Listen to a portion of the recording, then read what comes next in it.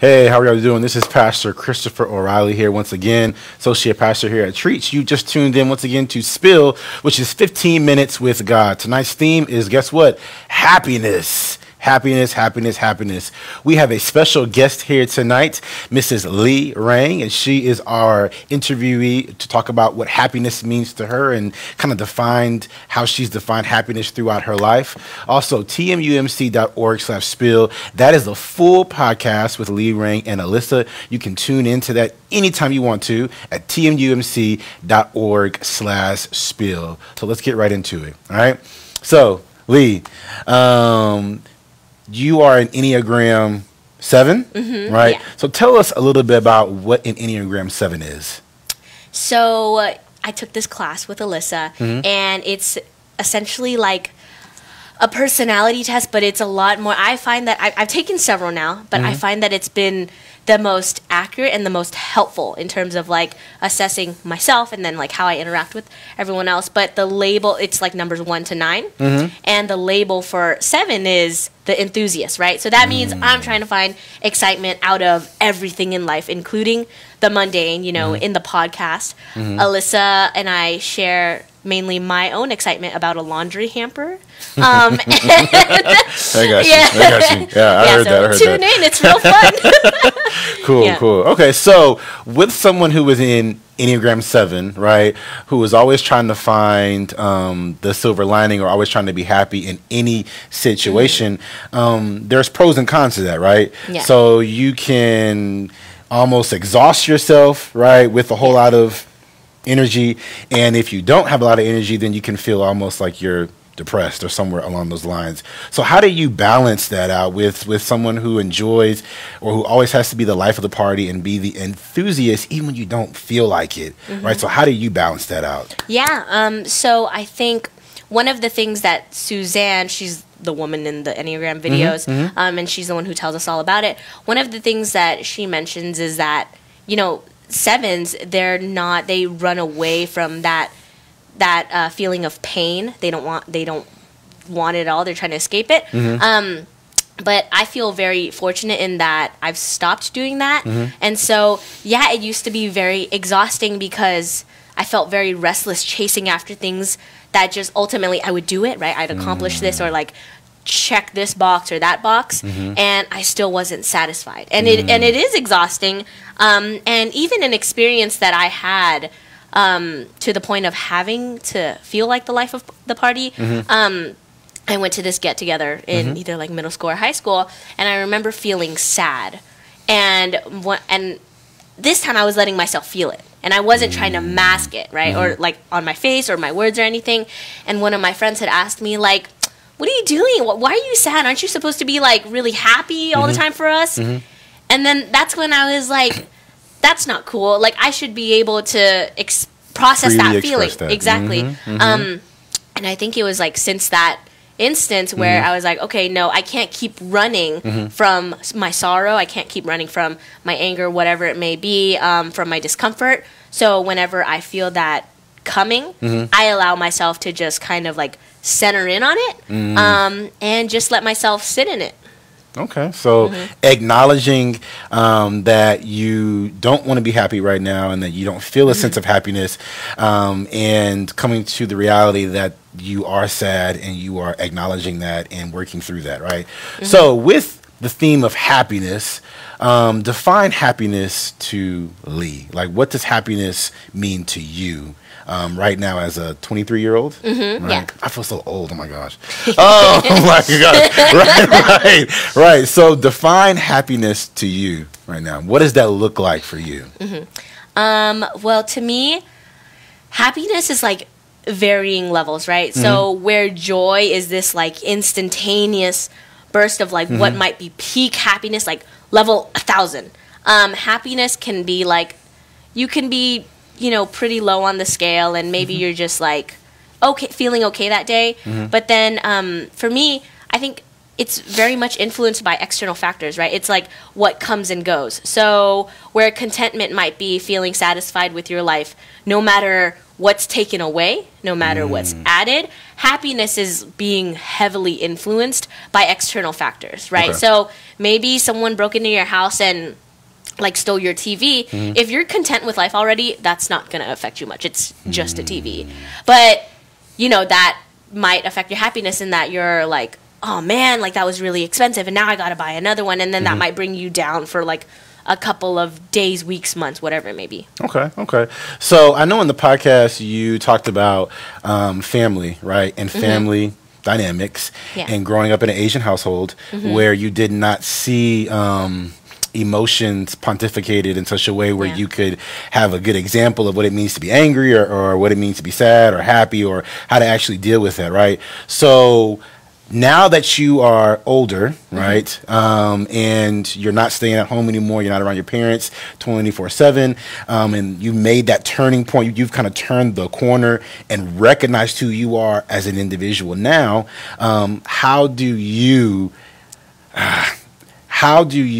show that or explain that to your family of some of the things that you went through that you kind of, you know, you didn't get a good example growing up, or do you not explain that to them at all, right? Is there some sort of introspection where you go back and talk about that with them to kind of mend that, or do you just kind of leave it where it is? So I haven't experienced this grand conversation that I can like make a movie about or anything, right? Because I got you. The thing is, honestly, growing up, you don't learn the vocabulary for that, right? Like I could tell you a million different ways to ask someone, like, are you hungry, in all these different languages, in all these different like ways, but I can't tell you what to say in Vietnamese if it's like, hey, you know, I'm pretty sad, like, could you support me through this? And so honestly, our kids are going to be so lucky because both my wife and I have had therapy, and like we're just going to be so healthy. And so, but so you're making healthy generational changes. I'm trying to process, like I'm trying to unlearn everything, you know, that I was taught or not taught. And so I try to do it in like small ways. So growing up, even if I was, you know, being lectured or like being yelled at or anything, if it was wrong on their part, I still never received an apology, even if they knew it was wrong. So what my mom would do was like bring a bowl of fruit to, you know, to my room, because that was like her way of like nourishing me and feeding me, and like her way of apologizing. And I noticed this because I asked my other like Asian friends about this, and it's the same way, which was really odd to me, like that it was always a bowl of fruit. But now I'm trying to take what I've learned and the healthy ways that I've learned how to cope, and like try to slowly introduce it to them. So an example of that would be like, you know, trying to make the words I'm sorry, specifically like in Vietnamese, trying to make that more commonplace, and not just something that's like totally off-putting to hear. So even if it's the smallest inconvenience, it's not something that's like super traumatic, right? Like, oh hey, maybe I took a little too long to get ready and I inconvenienced my parents somehow. Then I'll say, hey, I'm really sorry I inconvenienced you. Like, really trying to bring emphasis to it. Right. I got you.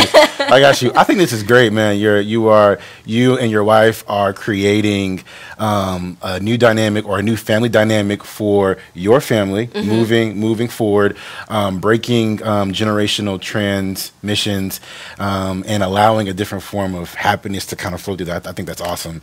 And I know in the podcast you also talked about what makes you happy, and you brought up seeing fire trucks. Yes, it's my favorite. Which I was just kind of like, wait, that's like annoying for me. Right. So you said fire trucks, and there was one more thing you said in the podcast. Was it goldfish? Oh yeah, catching the goldfish snacks. I need to really make that clear in case there's confusion. Got you. So when talking about external things that make you happy that can seem mundane or kind of awkward to other people, what are some, if you had any tips or any advice to give people, right, to find things that make them happy, that, you know, it's not money or objects or clothing, what advice would you give them to kind of find something that would make them happy, that they can't go buy and obtain with material possessions?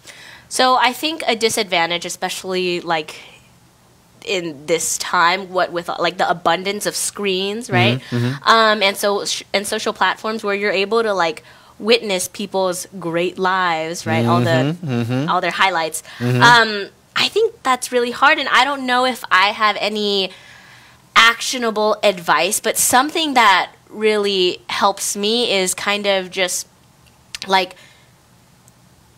being intentional about having a quiet moment to myself. Because something that my mother-in-law also doesn't really understand about me is that like when we go on trips together, I'm not photographing like grand things like large chapels or like really nice buildings or something exciting that's taking place over here. I'm over off in the corner like photographing, I don't know, like a leaf on the ground, right? And so I've always had an appreciation for the mundane, and I think that's really helped with me finding gratitude in everything else. But something that I've noticed that I've been doing recently is kind of just like going outside to my backyard and like standing in the sun and watching my dog Runa like kind of sniff around the grass, like not allowing myself to become distracted by screens because I think that's really easy to do, not being on my phone and like texting a friend or whatever, just standing there or sitting there or whatever it is, and focusing on something else that might not be like as exciting, right? Her sniffing around leaves isn't super exciting, but it makes me really happy and it forces me to reflect on my own. And you also talked about therapy too, right? Which we talked about previously here on Spill, which in some cases can take people out of their comfort zones and create a sense of vulnerability, right? So when you were talking about therapy, therapy was the platform that helped you get to this place of authentic happiness, right? So when you started therapy, was it rough in the beginning of trying to express yourself, or was it like a smooth transition because you knew you wanted to create this change? No, it was very smooth, and the reason why I'm smiling is because my friends know that like I really love talking, and I really like enjoy when people listen to me, and so I think everyone appreciates people listening to them, right? Like, but like paying someone to listen to me, that wasn't the most like ludicrous idea. I was super excited about it, especially because I had a plan going into it, right? I wanted to go in and say, hey, so this is an issue I'm having a problem with, and I need tools in my toolbox to help me navigate that. Because another thing with like Enneagram 7s, we're like very much in our head, right? And so a lot of the times I don't really like, it took me a long time to actually get to feeling things and to even like do anything. Most times I'm running through like 1,000 scenarios in my head of how this one situation could go. I think that's so crazy that y'all are that 7s are the life of the party, but yet you're in your head. Go ahead, I'm sorry. Yeah, no worries. But I went into therapy and I was like, and what I really liked about my therapist is that she takes a cognitive approach. And so if I am feeling a certain way, if I'm feeling angry or sad or whatever it may be, she kind of gave me a framework to follow to like think through. So then by the time that I reached, point B, I was exhausted, and then I wasn't upset anymore. Got you. So what I'm hearing is that gaining happiness is a process that you have to take with a little bit of introspection, finding out who you are, breaking down those barriers if there's generational ties, and moving in that direction of turning the corner and making some type of change so you can grasp onto what it means to be happy to you. Cool. I like that. So once again, guys, I want to thank y'all for tuning in to Spill, which is again 15 Minutes with God. Let's thank our wonderful guest, Reing, for coming in and talking about happiness to her and what does that look like. Also, next week, our theme will be, check this out, SEX. Sex, right? Sex. Understanding sex through the lens of Scripture. I'm thinking that a lot of y'all want to know what that's about. So please tune in once again next Sunday at 8 o'clock. See y'all then.